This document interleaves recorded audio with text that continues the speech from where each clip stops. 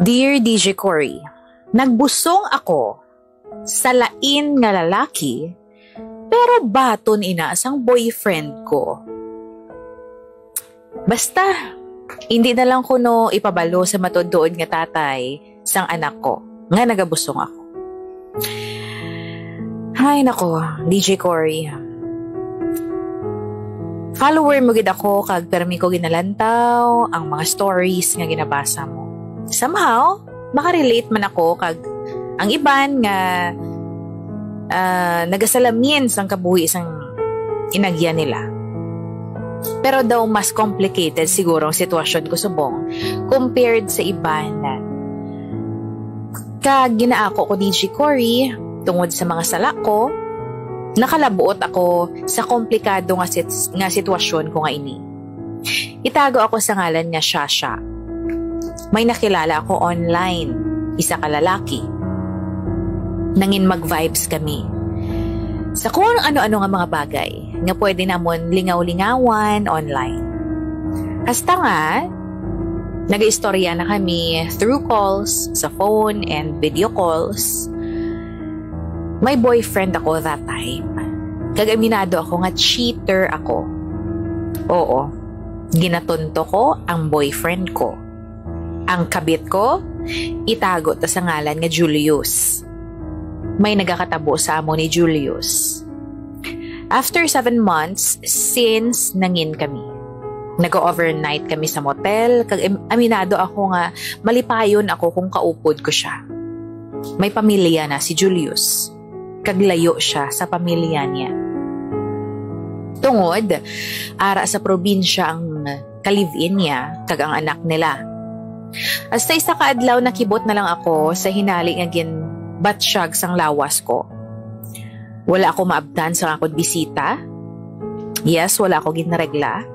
So nagbakal ako sang PT kit sa drugstore.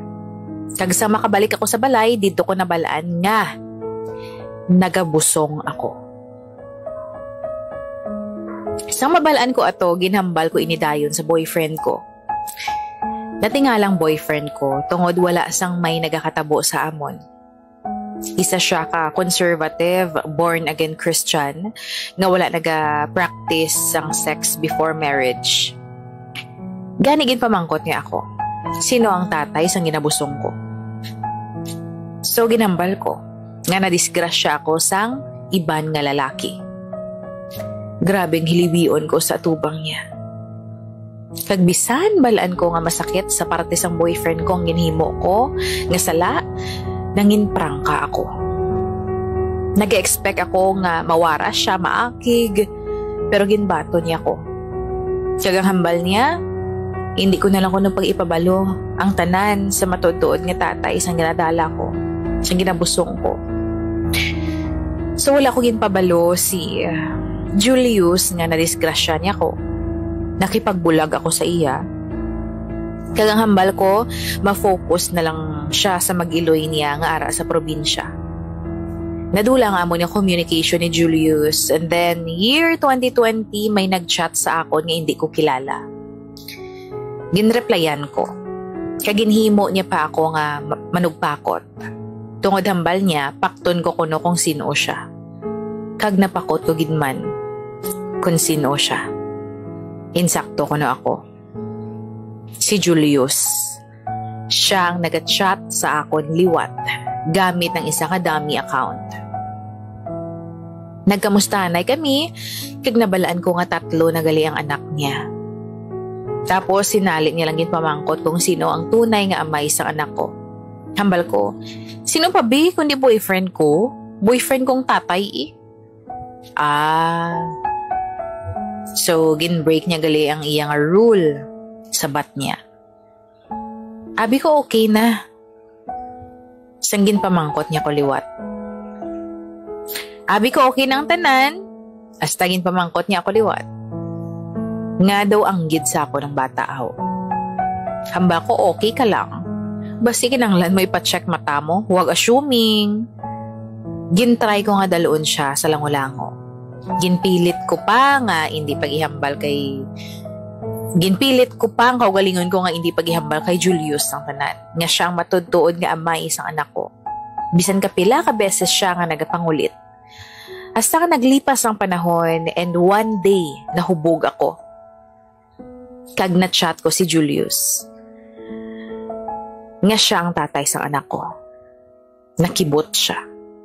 Wala siya kabalo kung anong hiyambal niya tungod sa nabalaan niya nga siya ang amay isang bata ko.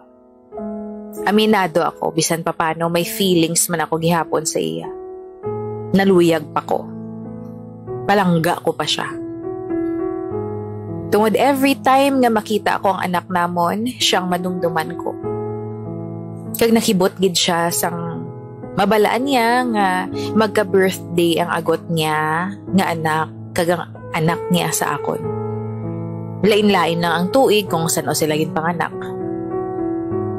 Ginakasubo ko gid kag ginahibian nga naipit ako sa isa ka sitwasyon nga hindi ko malusutan. Palangga ako man ang boyfriend ko pero mas palangga ako ang tatay sang anak ko. Bisan may pamilya na siya. Hindi siya kasado sa live-in partner niya sa province. Ginako niya sa akon nga palangga niya pa ako. Naakig ko siya gani sang una niya nga nabalaan nga anak niya galing anak ko. Nga ako no gintago ako sa iya, kundi inda ko ng bata namon dito niya pa nabalaan ang kamatuoran. Kag kamango gid sa akon, kay nakipagkita ako sa iya. Isa ka bes.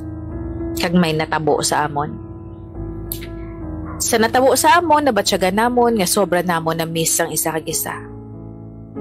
Kag didto ko na-realize nga palangga ko gid siya sa gihapon.